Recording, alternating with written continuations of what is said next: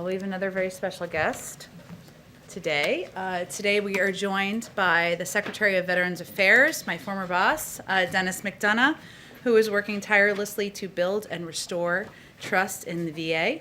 As you all know, Secretary McDonough served as White House Chief of Staff in the Obama-Biden administration for 4 years. He also served in several roles on the National Security Council, including as Principal Deputy National Security Advisor. Throughout his service at the White House, Secretary McDonough helped lead the Obama-Biden administration's work on behalf of military families and veterans. He has a busy schedule, as all of our cabinet members do, but he has kindly agreed to also take a couple of questions after he speaks, and I will, as always, be the bad cop. Come on up. Jen, thanks so much. It's a total joy to be working with you, as it always is. And good afternoon to everybody here. It's nice to see some old friendly faces. I want to obviously thank Jen for inviting me today to speak about the importance of the American Rescue Plan, particularly as it relates to its support to the VA to provide quality care to our veterans, especially during the very challenging pandemic. Like other hardworking Americans, veterans have been severely impacted by the coronavirus pandemic. Countless veterans have lost jobs, closed businesses, homeschooled their own children, and faced uncertain prospects while our nation grappled with the pandemic. And like the rest of the country, many veterans were directly affected by the deadly virus, with more than 230,000 veterans in our care infected by it, and sadly, 10,605 dying from the disease. At the VA, we've risen to the challenge of combating this deadly pandemic. Our integrated healthcare system, the largest in the nation, has been running nonstop since the start of the pandemic to provide much-needed care to infected veterans and vaccines to those most at risk. To date, more than 1.4 million veterans have been vaccinated, with more than half of them having gotten both vaccines. And we're making sure that equity is at the forefront of where and how we distribute vaccines. At the same time, we continue to deliver routine care while mitigating the spread of infection. VA is leading the country in standardizing the use of telehealth for routine doctor visits. We're partnering with community and service organizations so that vets do not forego checkups because of broadband limitations. Last year, for example, in March, VA averaged approximately 2,500 telehealth visits a day. Last month, February, we averaged nearly 45,000 such visits a day. As you can see, this is a major increase, and we need the funding in the ARP to sustain this op-tempo for our veterans so we can continue to push through the pandemic. Lastly, before getting into a little bit more detail on the health situation, the Veterans Benefits Administration continues to help veterans cope with the economic impact of the pandemic, from helping veterans avoid eviction and foreclosure to making sure that veterans can continue to rely on their GI Bill to pay for tuition. We make sure that VA can continue to adapt to these challenging times, and the President's American Rescue Plan will do just that. It will provide $17 billion in additional funding to VA, to include at least $13.5 billion to improve our ability to provide medical service to veterans affected by COVID, $272 million to cut through the backlog of disability claims, and help us manage the compensation exams that have access to which have worsened as a result of the pandemic, and $386 million to develop a rapid retraining program for veterans unemployed as a result of the pandemic. Now, let me just give you one other figure for you to consider. Since the start of the pandemic, 19 million appointments have been changed, canceled, or deferred as a result of the pandemic. 19 million.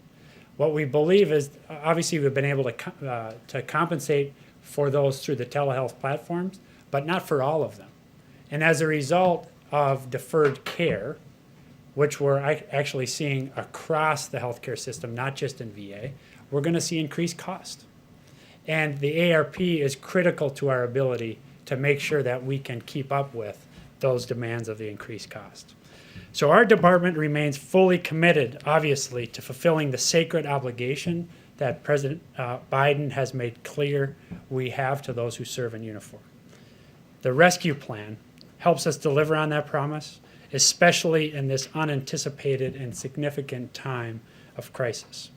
We urge the Senate to pass the much-needed plan as soon as possible, and I thank you again, Jen, for the opportunity to be here with you. All right. Go ahead, Jeff. Secretary, can you explain how veterans should go about looking as to where to sign up for vaccinations? Should they be going to the VA or should they be going to their states and localities? It's certainly been one of the trickiest parts of the vaccination process to figure out information on that. Yeah, so I want to start by telling I think what is a very positive story. Oftentimes you don't, at least we've not in the past been focused on good news stories about our scheduling process. Our scheduling process is actually working pretty well. And so the first answer, Jeff, is those veterans in our care, currently in the 75 and older and 65 and older, who are our particular focus at the moment, should be hearing from our schedulers. And our schedulers are in contact with them. And if you just take an example of the VA here in DC, they're moving through on some days, something like 80 veterans vaccinated in an hour. Now, that's obviously because of the vaccinators, it's because of the pharmacists, it's because of the nurses, but it's also because of the schedulers. And they're doing an amazing bit of work. So the first thing is they should be hearing from our schedulers. The second thing is we have a bunch of information on our website at va.gov, including how to get access to opportunities. And then we're working also with VSO partners and directly with veterans through even my office, whom we're hearing from, to make sure that they have the most recent information. Are there examples of frustrations? Absolutely. But we're staying obviously on top of this, Jeff, trying to be as transparent as possible.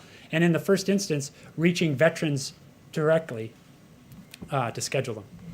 Are there examples of overlap too, where veterans are maybe going to the VA, but also hearing from their local, or going to their state or local facilities as well? Definitely.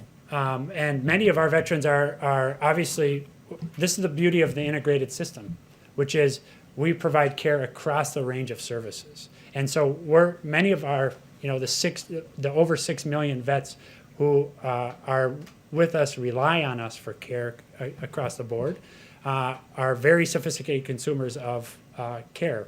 But then we have up to 9 million who are enrolled in the VA system, and they have choices, and we're seeing them make choices.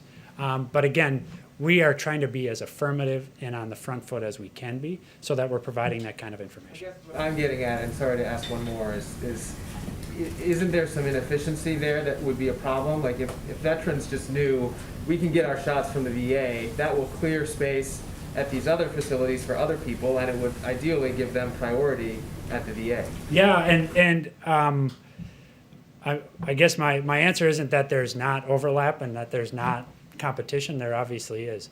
But I think what we are seeing, Jeff, is that we are very efficiently moving veterans who qualify through the system, and we're hearing very positive feedback on that. There inevitably is going to be some overlap, and that's what we're trying to get ahead of with forward contacting and also providing information as clearly as we can about dates and times for vaccinations, how those clinics are going to function, but also not have it just be a jump ball, actually have it be scheduled so we can efficiently get vets through the system. Thank you. Thank you, Mr. Secretary. Can you talk about what the biggest challenges are in getting as many veterans vaccinated as possible? And secondly, is a part of that hesitancy at all? Because I know Pentagon officials have said about a third of troops have not opted to get the vaccine. Yeah. So what are the challenges, and does that include hesitancy? Well, the biggest challenge is supply, and that's why we really need the American Rescue Plan. You've heard the president say this, you've heard Jeff Zients say this, you've heard Jen say this. We have more demand right now than there is supply. And that's notwithstanding the fact that the COVID coordinator, the president, have really cranked up supply week on week, including with these several innovative actions even over the last several days. with Johnson & Johnson and enhancing the manufacturing capacity. So the big challenge for us is supply. From what I hear from our docs is from the moment we get it, our allotments are in arms within 2 to 3 days. Okay, so I think that's a pretty remarkable throughput. Now, on hesitancy, you know, our lead doc on this testified last week to Congress that, in fact, we're surprised that hesitancy is less than we feared. Now, that doesn't mean that we're not going to confront it. But right now, we're seeing significant demand, that demand outstripping supply, and that demand consistent across categories. In fact, our performance among black vets, Latino vets, and white vets is pretty consistent, if not outperforming in black and Latino vets, white vets uptake. Nevertheless, this is going to be a problem going forward, so we're working very closely with our VSOs, very closely with Congress, and then very closely to tell the story of the more than 1.4 million vets who have gotten vaccinated to date. We're talking about what that experience has been, which is overwhelmingly positive. But we need the funding from ARP to get this done. Follow on the supply, is there a set amount that you're getting every week from the administration, and have you asked Jeff Zients to increase that? There is a process, well-established process that's run through the interagency. So we get our allotment every week out of that process. We then channel it out to what we call our VISNs, which are our regional setups across the country, based on their population of the target populations. So we have a very straightforward, transparent process by which we get our allotment and dish it out. Now, I think the question over time is, we're trying to demonstrate at VA that we're very efficient at moving it through, in the hopes that as there's extra, that it comes our way. So, for example, about 3 weeks ago, there's 200,000 doses. That was additive to our allotment, and we, as with everything else we're getting, we move that quickly through the system into vets' arms on a very clear, efficient process. Thank you. On another topic, as the Capitol's on alert today, I wanted to ask you about the veterans who played a role in the January 6th attack. We've seen 30-plus veterans be arrested for participating. We see these militia groups that are actively trying to recruit veterans. What, if anything, can the VA do? Are you considering doing to try and combat some of this? Yeah, so I also, just to fill out the story, I also saw veterans on that day, including members of Congress who were veterans doing remarkable things, including members of the DCPD and the Capitol PD, veterans doing remarkable things. And so I think it's a full picture there that underscores that basically veterans continue to play a critical role in the country even after they retire from active duty, and we're very proud of that. As to the questions you raise, we'll take a look at that. We don't have anything specific to announce now, but again, I want to make sure that we have a full picture of things like remarkable members in the House. Mr. Gallego is one who comes to mind. Senator Cotton in the Senate. These people taking concrete action in support of democracy on the ground that day, they're vets too. Bill? Thank you, Mr. Secretary. Two, if you don't mind. The first one, COVID related.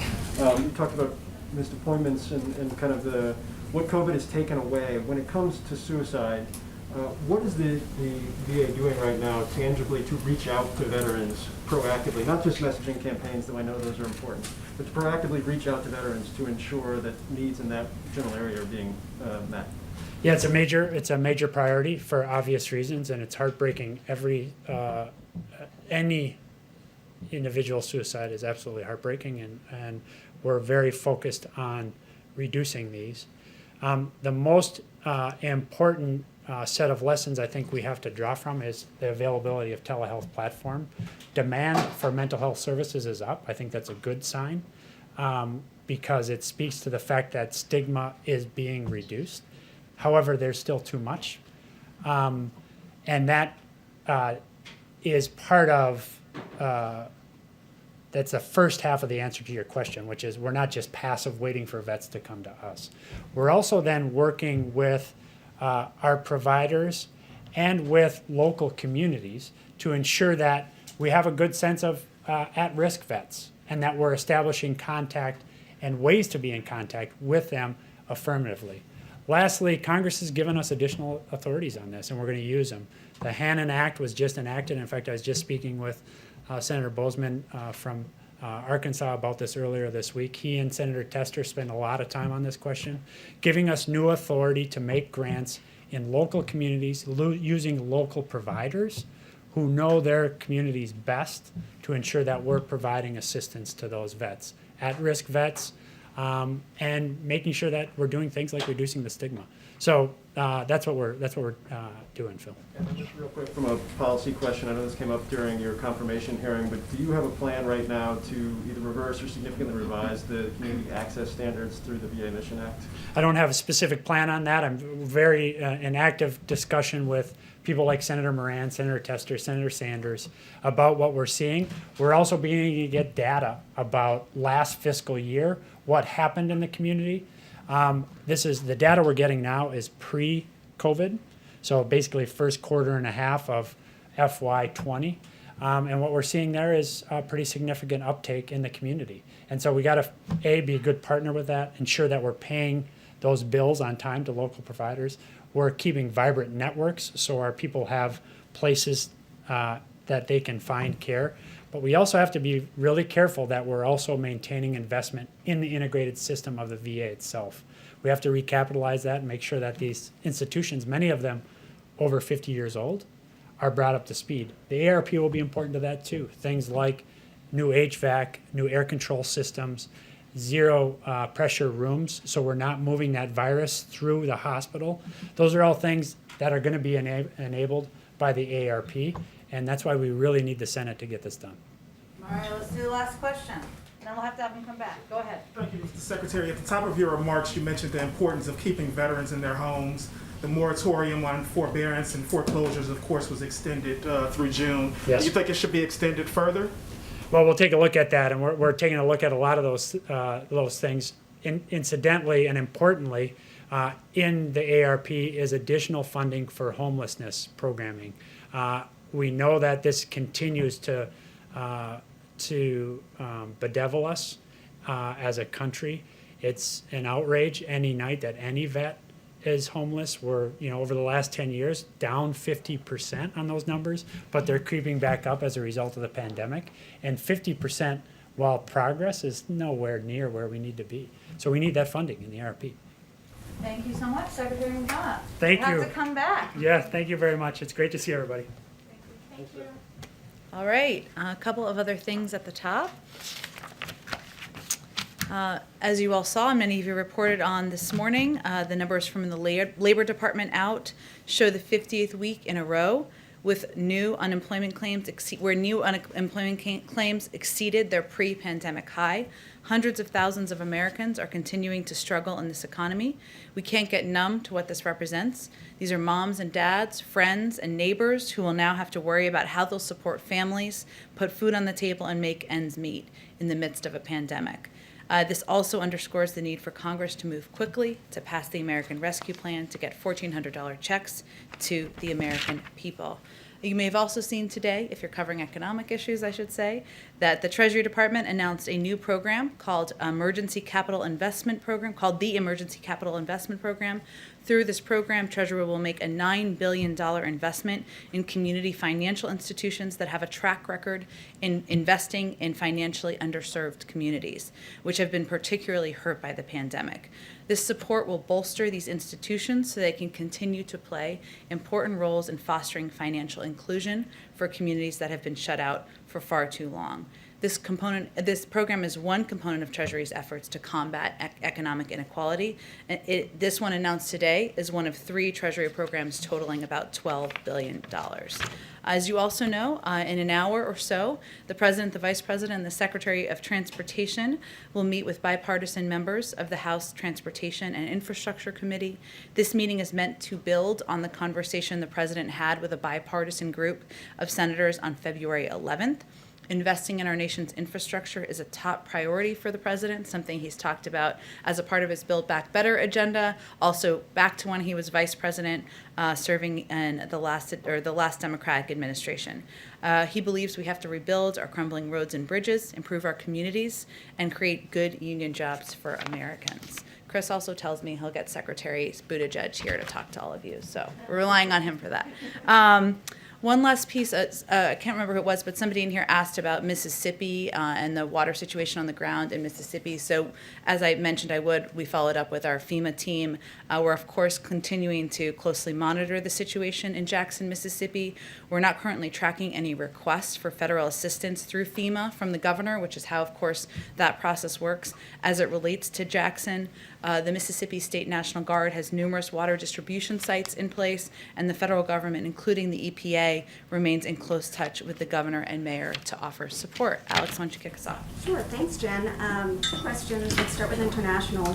What is the U.S. doing to help free AP journalist Tin Zin and other journalists detained in Myanmar, including the ongoing crackdown against protesters there? Has there been any outreach to authorities there, and what's been the response? Well, I will say first that the detainment of journalists, the targeting of journalists and dissidents is certainly something that is of great concern to the President, to the Secretary of State, and to every member of our administration. And certainly this issue has been raised the issue broadly is raised in virtually every diplomatic conversation that members of our team have. As you're very familiar with, the situation on the ground in Burma is troubling. We've obviously been working closely with our partners in the region. We've taken sanction steps, as you know, to send a clear message that it's unacceptable. I don't have any diplomatic conversations to update you on. Those would likely happen through the State Department, so I would certainly suggest you reach out to them directly. And then domestically, we've seen a couple of high-profile IG reports out this week about former Trump officials. Does the president believe that inspector generals should continue to investigate and potentially pursue punitive measures against these Trump officials that are no longer in office, or does he think it's time to turn the page? Well, as you know, the Department of Transportation Officer of Inspector General initiated the investigation into the former secretary during the Trump administration and completed the investigation under the leadership of a Trump-appointed Inspector General. The Inspector Generals across agencies are independent for a reason, and we certainly respect their role in moving forward or seeing those investigations through as they see fit. Go ahead, Mary. The governor of Mississippi has responded to the president's comments yesterday, and he seems to have taken offense at some of the president's language. He says Mississippians don't need handlers. I just think we should trust Americans and not insult them. He's making an argument that this is really about personal liberty here. Does the president have any second thoughts about the language that he used yesterday, and how does comparing someone to a Neanderthal help convince them to change course and get on board with your public health message? The behavior of a Neanderthal, just to be very clear, the behavior of. Look, I think the president, what everybody saw yesterday was a reflection of his frustration and exasperation, which I think many American people have, that for almost a year now, people across the country have sacrificed. At many times they haven't had information they need from the federal government. They haven't had access to a greater understanding of what the public health guidelines should look like. And those include many, many people in Mississippi, in Texas, in Ohio, Florida, in every state across the country. And, he believes that with more than 500,000 Americans' lives lost, with families that continue to suffer, that it's imperative that people listen across the country, whether they live in a red state or a blue state, to the guidance of public health experts. At the same time, you've watched the president closely for some time, Mary, as you all have. He's going to engage with and talk with people who disagree with him on a range of issues, including this one. But he believes that if we're going to get this pandemic under control, we need to follow public health guidelines. He simply was asked the American people to abide by wearing masks for 100 days. We're at about day 40. Are we at day 40? Around there. 60 more days. That's what he's asking, and he's certainly hopeful that businesses and people across the country will continue to do that. Has he reached out to Governors Reeves and Abbott to convince them to try and change course here? I don't think his view on mask wearing is a secret. They're certainly familiar with it. He's talked about it many, many times, and I'm certain when he speaks with them next, he will convey that directly. The president has said that he hopes, he's hopeful that by this time next year we may be getting some semblance of normalcy again. Is there a concern that as we see states like Mississippi and Texas take these actions, if others follow suit, that could shift the timeline, that a few states could set back the timeline here? Well, what the president has said publicly and certainly conveyed to all of us is he can't do this alone. The federal government cannot do this alone. This is going to require additional sacrifice from the American people. He doesn't think that's easy. None of us think that's easy, but he has ordered enough vaccines to ensure everybody in the country is vaccinated. And we will have those vaccines by the end of May. But it will require ongoing social distancing, ongoing mask wearing, as we've been talking about, and it will also require the American people getting the vaccine. He can't force individuals to do that. So he can just project the recommendations of public health officials. He can take steps, as he has over the last couple of days, to ensure that communities are prioritized who are playing key roles in society, but he can't do it on behalf of the public, and it is going to require the public to play an important and vital role here too. Just one question on vaccines. The president has been pretty critical of the prior administration's handling of this pandemic, saying you inherited a mess here. But when it comes to vaccinations, you are following some of the same playbook here. So does the prior administration deserve some credit for laying the groundwork? Which ones are we following? Well, for instance, former Trump HHS Assistant Secretary Admiral Brett Giroir has said that you're following 99% of the playbook they created on vaccines. He has said that the prior administration deserves more credit here for at least getting the ball rolling on some of these. I don't think anyone deserves credit when 500,000 people in the country have died of this pandemic. So what our focus is on, and when the president's focus is on when he came into office just over a month ago, was ensuring that we had enough vaccines. We are going to have them now. We had enough vaccinators and we had enough vaccine locations to get this pandemic under control. There's no question, and all data points to the fact that there were not enough of any of those things when he took office. We are open-eyed about the challenge we continue to live under, and that's why he has been focused every single day and doing everything possible to get the pandemic under control. But there were shortages in all those areas, which were preventing us from moving forward on getting the pandemic under control. Go ahead. I have a couple on the COVID bill, but to start with, the previous administration put an end to regular reporting of specific troop levels in Afghanistan, Iraq, and Syria. I understand this is the Pentagon's bailiwick, but will the president commit to once again reporting specific troop levels in those three countries under his administration? Well, certainly, we, of course, would work with the Pentagon and our national security team to ensure that transparency remains a priority, or is reprioritized, I should say, under this administration. I mean, I'd have to talk to our national security team and our team at the Pentagon about any restrictions they have, but that remains a vital priority for this president and something I know he's projecting to his entire team. And on the COVID bill, last night when the president was speaking to House Democrats, he said, I know we're all making small compromises, as he tried to work everybody to support the bill or thank them for supporting their version of the bill. What exactly has the president asked moderates to compromise on in this process up to this point? You'd have to ask them that question. The president has been clear that he is unmovable on the size of the package, $1.9 trillion. And as you know from covering the Hill, that was a size that some expressed concern about. He has been unmovable about his view that Americans who need help the most should get $1,400 checks.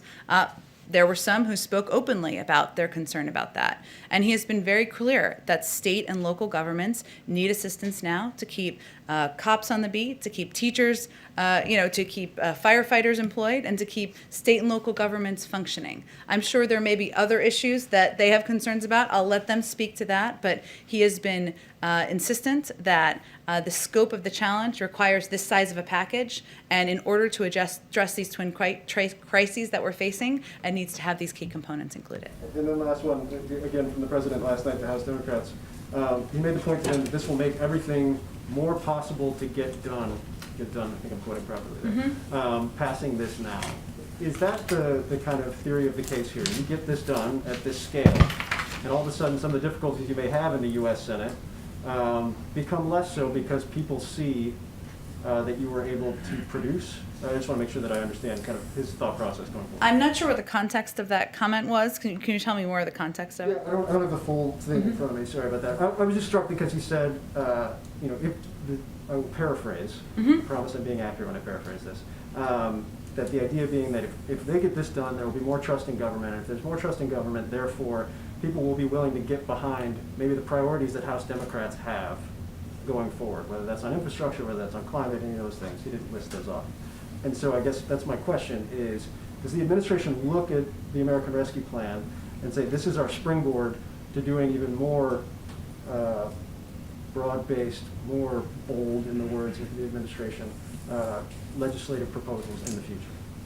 We don't look at it through as political legislative of a lens as you just outlined, but I will say that the president came into office knowing that getting the pandemic under control, helping address and put people back to work, the millions and millions of Americans who are struggling to make ends meet, the 1 in 7 American families that can't put food on the table, that he knew that those would be his top 2 priorities, his top 1, 2, 3, 4, pandemic, economic recovery. And that is what this package is meant to help address. And what I've heard him say, and this sounds consistent with that, while I don't know the full context of this, is that of course he wants to build his agenda beyond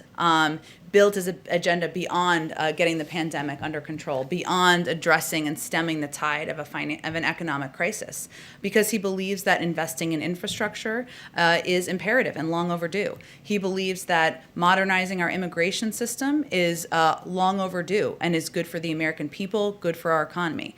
He believes there needs to be more done for caregiving. He believes we need to do more to protect our health, to ensure more people have access to health care. So there's no question that he views the early part of his presidency as focused on these twin crises, but he is hardly going to be done with his agenda and work once we have this package signed into law. Go ahead, Mario. Thanks, Jen. Does the president believe that the House Ways and Means Committee should be able to obtain Donald Trump's tax returns? We certainly leave that up to them. The president spoke about this on the campaign trail, but his focus at this point is not looking backward at the former guy, as he has called him in the past. But yesterday, the Treasury and the administration at large asked for more time on how to respond to the subpoena. He won't weigh in on that, the president? We'll leave it to the Treasury Department and Department of Justice, and our focus is on getting relief to the American people, on getting the pandemic under control. That's keeping us pretty busy, so we'll leave that work to others in the federal government and in Congress. Go ahead. One more, if I can, economic based. Sure. Gasoline prices are approaching $3 per gallon for the first time since 2014. Americans, as you well know, are cash strapped. Is the president planning to intervene somehow? OPEC Plus came out this morning and said that they were going to limit supply. Does the president plan to intervene somehow, maybe call the Saudi government, Russia, anything in the toolbox to rein in the gas prices? I don't have anything on that to preview for you. I will say, since you've given me sort of an opportunity and opening here, is that there's been a lot of reporting on what kind of relief would come out of the American Rescue Plan, something that can help address a range of issues the American people are having, whether it's the cost of gas or it's the inability or concern about getting food on the table. So let me just take this opportunity to lay out some of the specific numbers our NEC team, I love number crunchers, crunched for all of you. So under the Senate version of the bill, 158.5 million households are going to receive direct payments. That's 98% of the households who received them in December. And in the previous round of relief, that 2% sliver all received checks smaller than $600, in some cases as small as $100, because as you all know, it was scaled down after a certain income rate. Under the rescue plan, almost all of these 158.5 million households are going to receive checks that are more than twice the size of the previous round, not to mention the 66 million kids who will benefit from the expanded child tax credit and 17 million adults who will benefit from the expanded earned income tax credit. Because, of course, there are many tax components, as you all know, in addition to the direct checks that are included in this package. So just wanted to give a little number crunching laydown. Go ahead, Jeff. Jen, going back to Texas and Mississippi, is the White House concern and the COVID team concerned that the loosening or lifting of restrictions in those states will lead to these COVID variants to spread more? Well, one of the reasons that our health and medical experts have continued to call for the American people to wear masks, to social distance, to get whatever vaccine they have access to, is because many of them of these vaccines have shown to be effective in addressing the variants, and because we've seen a spread of variants reportedly in some of these states. So I would say, Jeff, that our concern here is on the health, welfare, well-being, and survival, frankly, of people across the country. And in states where the guidelines are not, or where the recommendations from leadership is not following health and medical guidelines, we have concerns about the impact on the population. In Europe, there are travel restrictions between European states. The United States is large and there's 50 states. Is there any discussion of restrictions for traveling between states when different states have such different ideas about how to fight COVID? And would you encourage or discourage other Americans from traveling to Texas or Mississippi right now? I'm not aware of any discussions, and I certainly wouldn't do that from here. But I would just say, Jeff, that we are going to continue to use every method of the bully pulpit at our disposal to convey directly to people living across the country, including in many of these states, that mask wearing, social distancing, getting access to the vaccine is the path to go back to normal. And that is how we are going to get it done, and how the American people can return to, believe me, I'd love to take my kids to birthday parties and to parks and to go to a restaurant. I haven't been to one in a year.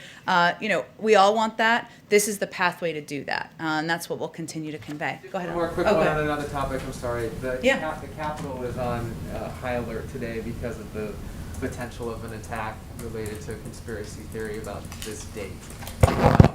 Is the White House taking any additional security measures, and can you share any intel or readout about what you know about the threat? Well, let me first say, Jeff, that on the specifics of today's threats, the FBI and DHS have warned that the threat from domestic violent extremism, particularly racially motivated and anti-government extremists, did not begin or end on January 6th. And we have been vigilant day in and day out. Our national security and homeland security team has been since then, in part because we are witnessing a years-long trend of false narratives fueling violence, and the current heightened security environment in the national capital region writ large is an illustration of that. I'm not going to outline any security steps from here at any point in time, but I can say that our team is, of course, our team, the president personally remains deeply engaged in tracking these threats and receiving regular updates, as he does from his team, about threats, of course, but about incidents happening across the country. It's something he is personally engaged in. It's reflected in the comprehensive review he ordered in his first week of the job. He's also a diligent and an eager consumer of intelligence. And as you'd expect, appropriate elements of the intelligence community and law enforcement are providing a steady pace of information and analysis on a regular basis on domestic violent extremism in the country. Go ahead. Thank you, Jen. As more people are getting vaccinated every day, there's still a lack of clarity about what they should and shouldn't do. And we've reported that the CDC guidance for them was supposed to be released today, but that's no longer happening. Do you have any guidance about why not, and when Americans should expect to see recommendations? I would certainly point you to the CDC. I believe they said in your story, or maybe another story perhaps, that the CDC's guidance will not be posted tomorrow. This is a quote from them, because we have not finalized it here at CDC. Once it is final, we will publish and disseminate it. And certainly we know people are eager to hear more details about steps they can take once they're vaccinated. And we certainly think that once people have a sense of that, hopefully, and we'll see it when we see it, it will hopefully encourage people to get vaccinated as well. But they're on their own timeline, and we'll wait to see when they're ready to put out that guidelines. So the White House has not seen them yet? I'm not aware of the White House reviewing the guidelines, no. And then on Texas, Governor Abbott said that the Biden administration must stop importing COVID into the country because he claims that COVID positive migrants are being bused into Texas and then sent to other places, in the country. Do you have a response to that? And can you elaborate on what the government is doing to test migrants, if anything? Sure. Well, we're about facts around here. That is not factual. So let me give you an overview of what happens. When migrants are placed in alternatives to detention, their COVID-19 testing, our policy is for COVID-19 testing to be done at the state and local level and with the help of NGOs and local governments. And that certainly is something that our policy is to have that be done, concluded before they are even moved to go stay with family members or others they may know while their cases are being adjudicated. And of course, our guidance to anyone, regardless of status, is testing positive for COVID-19 or experiencing COVID-like symptoms is, to social distance, to wear a mask, and seek medical attention as needed. But, in general, our approach and our policy is to work with local governments, work with NGOs to have testing, to ensure these migrants are tested, and that can take place, and that steps for isolation, quarantining, and medical care can be taken should that be needed. Is there a reason why the burden is on state and local jurisdictions to do the testing and not the federal government? Well, many of these NGOs have stepped in to help ensure that these steps can be taken. Many of these NGOs have also, if quarantining or isolation is needed, have even reserved hotel blocks in some cases, and you certainly have to talk to some of them about the steps they take. But obviously, their assistance allows the federal government to, work with local communities to get this done. Thank you. Just one more question on migrants, specifically unaccompanied minors who continue to come to the border every day. We've reported that 96% of the HHS beds are already accounted for. Is the administration planning to open new influx facilities specifically for these children, and maybe at military bases or installations like we've seen in the past? Well, I'm not in a position to confirm the specific numbers. I can say that there are, of course, a large number of unaccompanied minors who are coming across the border. And as you know, because we've talked about it in here, we believe that the humane approach is to treat these kids with humanity and ensure that they have a safe place to be. Well, I don't have anything to preview for you in terms of considerations underway at this point in time, but obviously we recognize that with the number that are coming in and the limited facilities we have and our desire to abide by COVID protocols, that it's a policy process that is imperative and a priority for this administration. Go ahead. Senate Republicans have made pretty clear that they intend to block major Democratic legislation. Given what the president has said about that, has he given more thought to the filibuster and making changes to that? Is he having discussions on that front? Which piece of legislation are they intending to block? HR 1, policing reform, there's some union-related legislation that the House is looking at next week. Well, our view is that voting rights, addressing needed reforms of unions, that moving forward on a number of long overdue policy efforts by Congress is too important to prejudge what the outcome will be. And we've certainly seen the threats by some in Congress, but we're going to continue to work to see if there's a bipartisan path forward. So he is not considering looking at the filibuster, pressing his Senate colleagues? His policy has not changed his on that issue. He believes that there is a path forward to work with Democrats and Republicans to get business done for the American people, and he'll continue to make that case. And secondly, why hasn't the president signed the paperwork to lift raise the refugee cap? The State Department has been booking flights, but has since canceled those.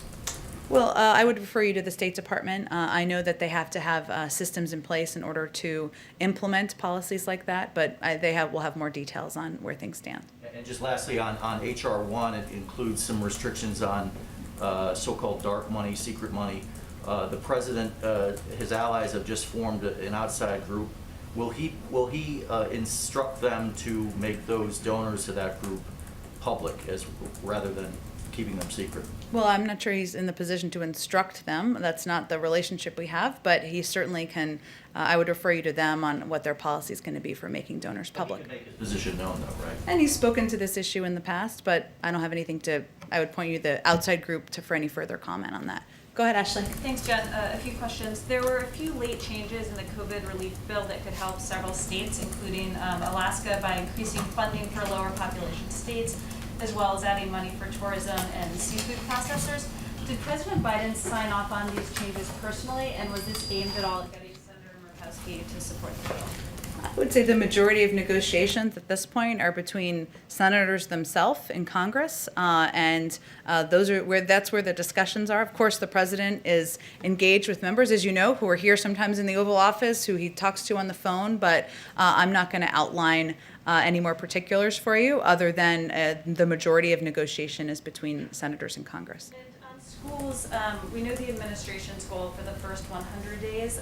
Can you talk a little bit about what the public should expect for the fall when the new school year will start, what the goal is and what the reasonable expectation should be? Well, we don't have new goals to outline, but I would tell you that now that we have a Secretary of Education in place, his number one priority is ensuring schools are open, that they're open 5 days a week, that schools have the information they need to put in place the mitigation steps. Obviously, we need the money from the American Rescue Plan to get that done in certain communities, but our objective is for schools to certainly be open. But is it fair, is it a reasonable expectation for parents and families to expect that kids will be back in what we think of as a more traditional classroom setting 5 days a week for the next grade in the fall?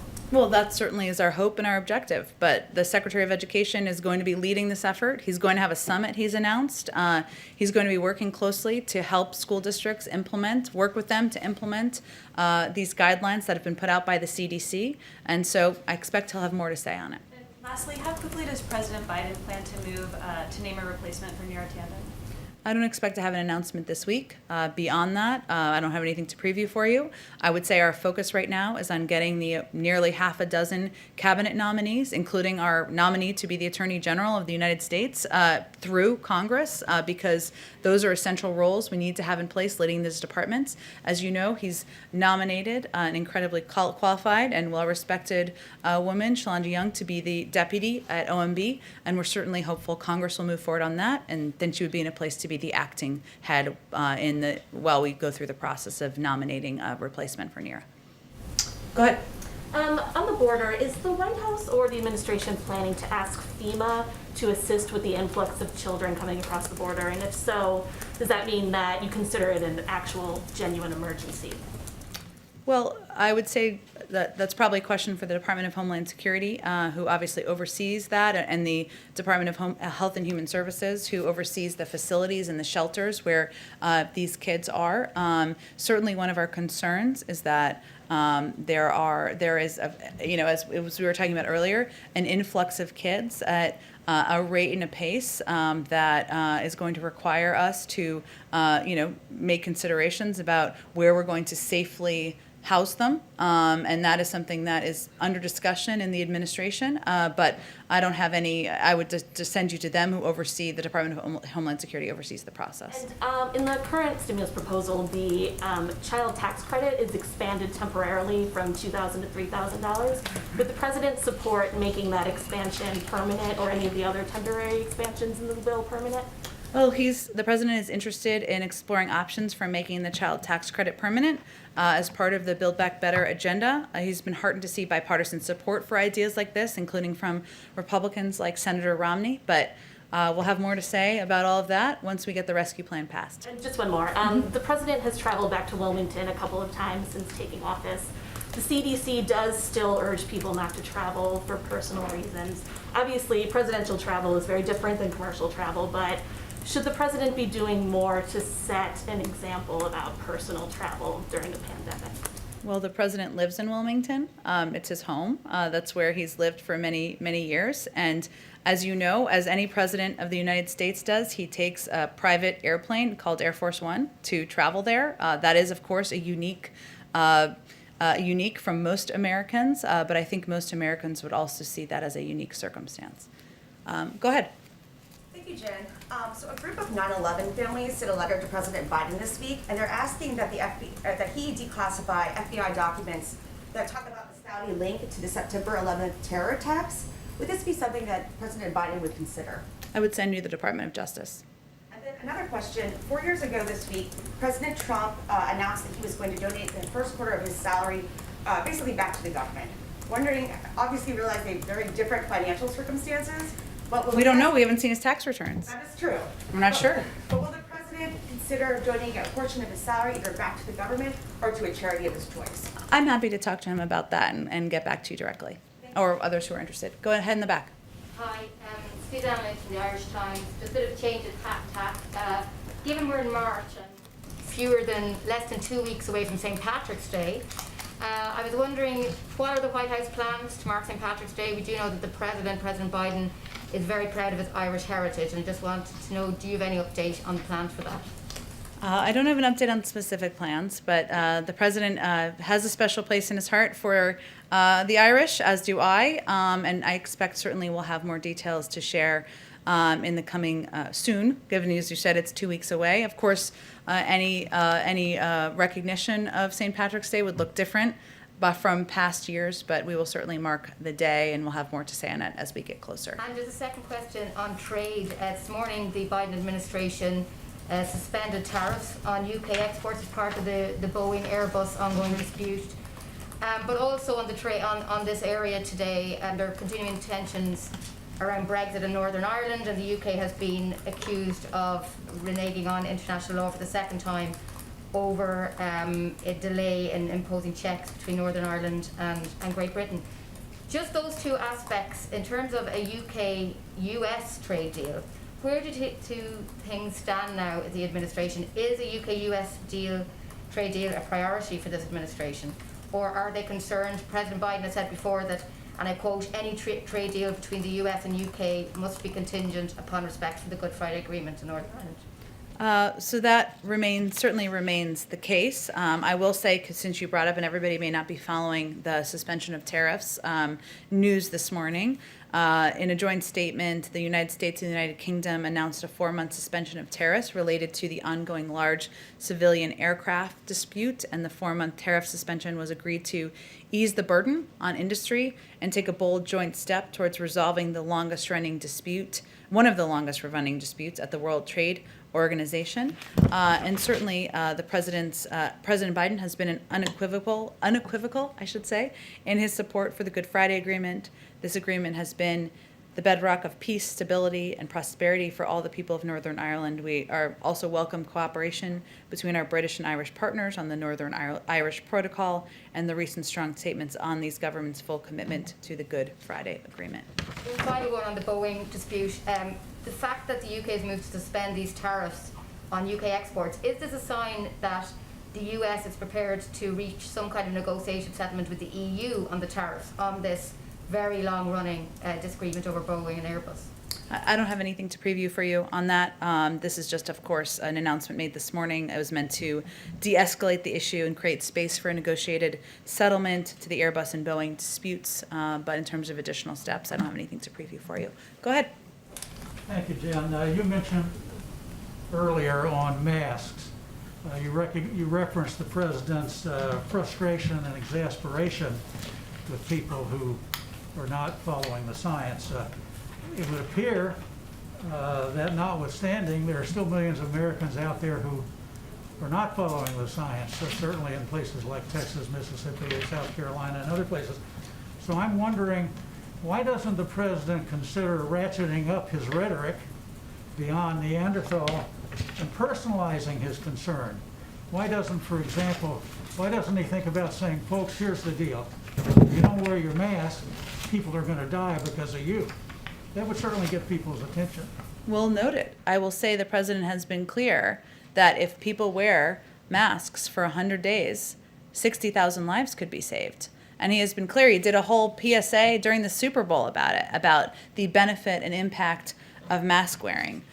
He also, though, does not believe that people of any state or any American should be hurt by the guidance of their leadership. And so that's why he's spoken directly to the American people. We all have, or we all are trying to, about the impact of mask wearing, of social distancing, and of taking the vaccine when people can have access to it.